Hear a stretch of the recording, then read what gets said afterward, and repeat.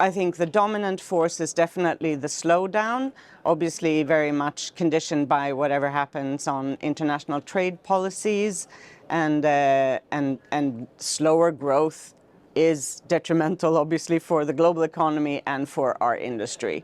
Somewhat offsetting that, we have the lower oil prices that cuts those costs for airlines in a positive way, but maybe, as you said, not by as much as the whole drop in crude oil prices, because the jet fuel that we buy is still a bit more expensive than obviously the crude oil prices. But demand is still very strong. We're projecting a 5.8% increase in passenger travel, RPKs, as we say, revenue per passenger kilometers, and that's a pretty healthy clip still at 5.8%. And then we have another double-edged sword, which is the capacity constraints.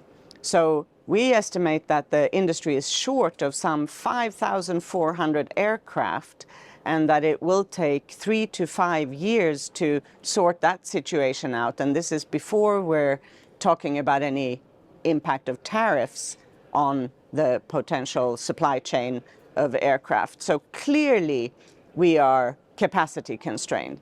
So in spite of all of those negative and a few positives, the industry is still eking out a little bit more profit net than last year.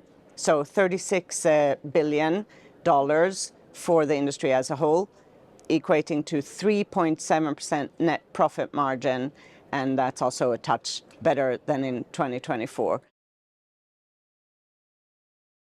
I think if the world and the governments around the globe were to really integrate the fact that aviation airlines do not only contribute to GDP growth, they actually have the capacity to also accelerate that GDP growth by helping virtually all other industries in the global economy.